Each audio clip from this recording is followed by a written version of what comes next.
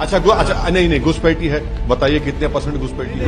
नहीं आप कैसे मानेंगे आपकी बात को? अच्छा कितने बिहार प्रदेश में कितने लोग डॉक्यूमेंट है बताइए? हम नहीं है अभी स्टेक होल्डर, आप कैसे कह हम नहीं क्या मतलब है भी? हमने इलेक्शन कमीशन ऑफ इंडिया को अपनी पार्टी की तरफ से एक रिप्रेजेंटेशन भिजाया है और हमने उनसे गुजारिश की है कि आप हमको एक डिटेल एक्सप्लेनेशन दीजिए, हमारे जो कंसर्न्स हैं और हमारे जो सवालात हैं। सबसे पहले ये है कि 2024 के पार्लियामेंट के चुनाव से पहले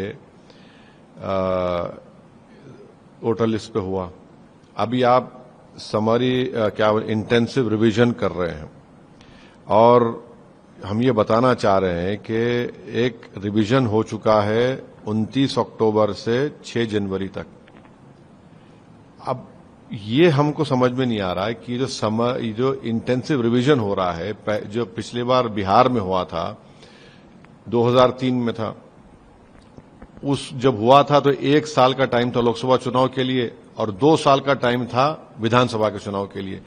अब आप ये कह रहे हैं कि ये सब जो प्रोसेस है ये 1 महीने में खत्म हो जाएगी, माने 1 अगस्त को EROs को BLOs दे देना चाहिए, फिर दूसरा वो पब्लिश हो जाएगा 1 महीने के बाद, तीसरा सितंबर में फाइनल रोल आ जाएगा। जो इतना जल्दी कैसे होगा? आपकी तो BLOs की ट्रेनिंग भी नहीं हो पाएगी। तीसरी बात यह है कि आपने BLO ऑफिसर को जो पावर्स दिए हैं, इतने खतरनाक पावर्स आप दिए हैं कि वो ये तय करेगा कि कोई भारत का नागरिक है या नहीं। उसको अनब्रिडल्ड पावर्स आप दे चुके हैं कि घर जाएगा नहीं जाएगा, 3 मर्तबा जाएगा नहीं जाएगा, क्या होगा। और फिर ERO और AERO ये केसेस को रेफर कर सकता है कॉम्पिटेंट अथॉरिटी को सिटीजनशिप एक्ट 1955 में। तो ये तो वाइड स्प्रेड डिसएनफ्रेंचाइजमेंट भी हो सकता है इसमें। वाइड स्प्रेड आप देखिए, अगर नाम नहीं आएगा वोटर लिस्ट में, किसी की लाइवलीहुड पर असर पड़ सकेगा। और साथ ही साथ हम ये जानना चाह रहे इलेक्शन कमीशन से कि आपके पास कोई क्वांटम रेशियो है कि कितने इलीगल इमिग्रेंट्स हैं? ये डेटा कुछ है तो बताइए ना हमको। और आखिरी बात यह है कि ये जो आप कह रहे हैं कि 87, आप इसमें कह दिए हैं कि जो वोटर पैदा हुआ 1/7/87 से पहले, उसको डॉक्यूमेंट प्रोवाइड करना पड़ेगा अपने डेट ऑफ बर्थ और प्लेस ऑफ बर्थ का, नंबर 1। जो वोटर पैदा हुआ 1/7/87 और 2/12/2004 के दरमियान में, तो उसको अपना डेट बर्थ सर्टिफिकेट या अपने माता का या पिता का देना पड़ेगा। और जो वोटर पैदा हुआ 2/12/2004 के बाद, उसको खुद का देना पड़ेगा, अपनी मां का भी और पिता का भी देना पड़ेगा। हमको ये बताइए कि सीमांचल का एक इलाका है, साल में 2 महीने वहां पर जमीन कट जाती है, हजारों एकड़ जमीन कटती है, घर बह जाते हैं, कई अस्पताल जो हैं बंद हो चुके हैं बिहार में, जैसा पुल गिरता है अस्पताल भी बंद हो जाते हैं, कई इसमें म्युनिसिपैलिटीज मर्ज हो चुके हैं, कई पंचायत मर्ज हो चुके हैं, आग लगती है। ये कैसे होगा 1 महीने में सब चीजें ये? और फिर हम अपने रिप्रेजेंटेशन में उनको हवाला दी है सुप्रीम कोर्ट के एक जजमेंट का, जिसका नाम है लाल बाबू हुसैन, जो सुप्रीम कोर्ट ने 1995 में दिया था। तो ये सब चीजें हम इसलिए इलेक्शन कमीशन ने ऑल पार्टी मीटिंग भी नहीं बुलाई। इतना जल्दी कैसे होगा? आप अपने BLOs को ट्रेनिंग नहीं देंगे और BLOs को आप पावर्स दे रहे हैं। इसीलिए हमको अप्रेहेंशन है कि कई लोगों के नाम नहीं आएंगे। और सारी दुनिया जानती है कि बिहार के नौजवानों का पलायन होता है। बिहार का नौजवान पंजाब की खेतों में काम करता है, केरल के खेतों में काम करता है, मुंबई, हैदराबाद, दिल्ली की होटलों में काम करता है। कैसे होगा बताइए ये वहां? अच्छा, और कितने लोगों के पास ये सब डॉक्यूमेंट्स रहेंगे बताइए? ये सब चीजें इसलिए हम चाहते हैं कि इलेक्शन कमीशन इस पर हमारे रिप्रेजेंटेशन में गौर करे, किसी भी जेन्युइन इंडियन का नाम मिस ना हो, वोटर्स को अपना वोट मिले डालने के लिए, वरना तो बड़ा मुश्किल हो जाएगा ये। सर, आप इस बात से इनकार नहीं करते क्या कि सीमांचल जैसा एरिया है, वहाँ पे घुसपैठी है? अच्छा, नहीं घुसपैठी है। बताइए कितने % घुसपैठी है? तो ये जो नहीं, आप कैसे मानेंगे आपकी बात को? घुसपैठी का अगर आप कह रहे हैं तो डेटा तो कुछ होना चाहिए कि आप अगर उस कंक्लूजन पे आप arrive, आपके डेटा क्या है, उसका क्वांटम रेशियो क्या है, बताइए आप। और फिर ईसीआई के पास इन डॉक्यूमेंट्स को स्क्रूटनाइज करेंगे, उसका डेटाबेस क्या है, बताइए आप। देखिए 87 का आप कट ऑफ दे रहे हैं, 38 ईयर्स हो चुके हैं। अगर घुसपैठी है तो फिर 2024 के चुनाव में घुसपैठी वोट डाले थे क्या? अगर घुसपैठी है, चलिए मान लिए, तो क्या 2024 के चुनाव में इसीलिए ये रिजल्ट आया क्या? तो फिर हम क्वेश्चन करेंगे 2024 के चुनाव को भी, रिजल्ट को भी। फिर ये कौन सी बात हुई? घुसपैठी है भाई, इंडियंस को ही बात कर रहे हैं, तो उसके लिए आप बताइए ना हमको। तो आप इलेक्शन कमीशन की कैपेबिलिटी पे क्यों सवाल नहीं, देखिए इलेक्शन, देखिए एक्सरसाइज करेंगे। बिल्कुल संविधान के लिहाज से इलेक्शन कमीशन को इख्तियार है। हम इलेक्शन कमीशन से हम पूछ रहे हैं कि पिछले बार जब समरी इंटेंसिव रिवीजन हुआ था, 2 साल थे विधानसभा चुनाव के लिए, 1 साल था लोकसभा चुनाव के लिए।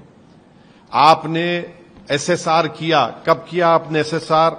आपने एसएसआर किया 29 अक्टूबर से 6 जनवरी 2025 तक। अब बताइए, एसएसआर आपने किया तो उसमें क्या घुसपैठी थे? और आपने फिर मीटिंग ली, किसकी मीटिंग ली आपने? जो इलेक्शन पार्टीज होते हैं, बीएलएस के कितने 280 10 रिकॉग्नाइज्ड पॉलिटिकल पार्टीज की मीटिंग ली। आपने उनसे कहा था कि उस ट्रेनिंग में एक एसआईआर होगा। फिर आपने 26 मई 2025 को इलेक्शन कमीशन ने कहा कि बीएलओज ईआरएस की ट्रेनिंग होगी, तो क्या उसमें एसआईआर की आपने बात की थी? तो यही हम कह रहे हैं कि लाल बाबू हुसैन का जो सुप्रीम कोर्ट का जजमेंट है, उसमें सुप्रीम कोर्ट ने हैरेसमेंट एंड कमोशन की बात की थी।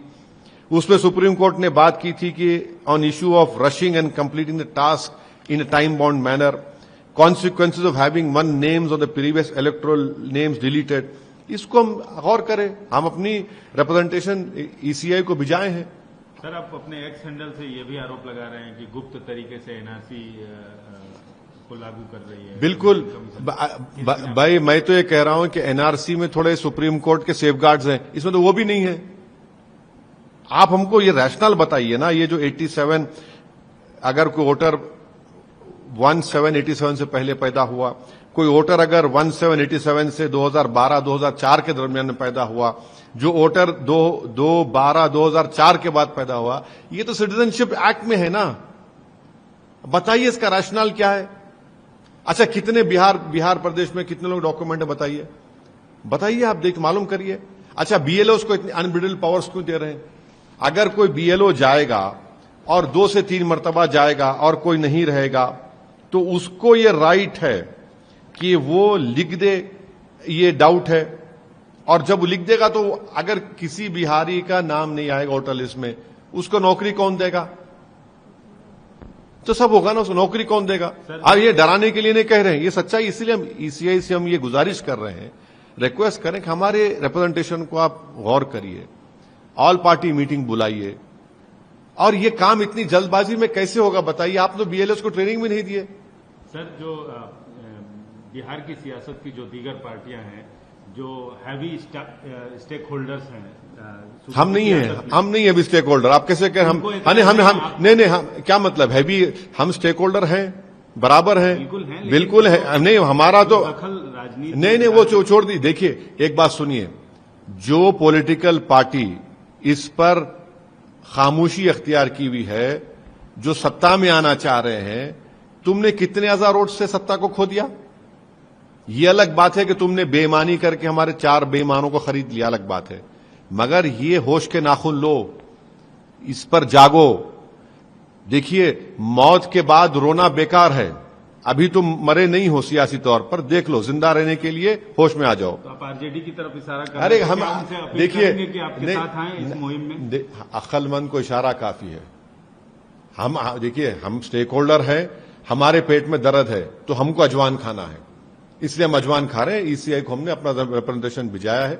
हम उम्मीद करते हैं कि ऑनरेबल इलेक्शन कमिश्नर्स हमारे रिप्रेजेंटेशन को देखेंगे, पढ़ेंगे, हमारे कंसर्न्स को एड्रेस करेंगे, क्योंकि जब ये डेमोक्रेसी का एक बहुत बड़ा फेस्टिवल है और मेरा हथियार तो वोटर है ना। जब हथियार ही नहीं होगा तो कौन कैसे जीतेगा बताइए, चाहे कोई पॉलिटिकल पार्टी हो। अच्छा, लगे हाथ जब पूछ ये भी हम जानना चाहेंगे कि सीमांचल से बाहर निकल के आप चुनाव लड़ेंगे, क्योंकि अभी तक देखिए अभी तक हमारे प्रदेश अध्यक्ष अख्तरुल ईमान साहब ने ये कोशिश कर रहे हैं कि बीजेपी को सत्ता में आने से एनडीए को रोका जाए।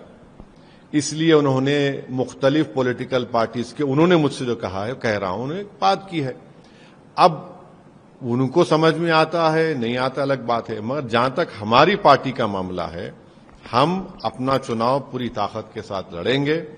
हमने 2 विधानसभा पर बहादुरगंज में और ढाका में अपने कैंडिडेट का नाम अनाउंस कर चुके हैं और हमको सीमांचल में भी लड़ेंगे, सीमांचल के बाहर भी लड़ने का पूरा प्रोग्राम और प्लान है और इस पे सख्ती से अब के बाद अच्छी तरीके से कैंपेन करेंगे। एनडीए को रोकने के लिए आप महागठबंधन से हाथ मिलाएंगे? अख्तरुल ईमान साहब ये कोशिश कर रहे हैं, जो हमारे बिहार के अध्यक्ष हैं। लोग जानते नहीं हैं कि 5 साल पहले भी मैंने कोशिश की थी इनके 2 बड़े बड़े सांसद को जाकर उस पुरानी पार्लियामेंट की बिल्डिंग के सेंट्रल हॉल में मैंने उनसे जाकर कहा था। अब अभी भी अख्तरुल ईमान साहब कोशिश कर रहे हैं कि हम भी नहीं चाहते कि भाजपा या एनडीए जीते वहां से। अब ये उनके ऊपर है, ये उनके ऊपर मुनस्सिर है। वो फैसला आजाद अपना फैसला लेने के हकदार हैं, हम अपनी पार्टी के हक में फैसला तैयार हैं। हम देखिए, हम तो इलेक्शन लड़ेंगे, चाहे अकेले लड़े चाहे महागठबंधन के साथ लड़े, ये नहीं मालूम ना। देखिए, अख्तरुल ईमान साहब जो कोशिश कर रहे हैं वो कितने कामयाब होते नहीं होते, मगर वो तो कोशिश कर रहे हैं पार्टी की तरफ से, देखिए क्या होता है।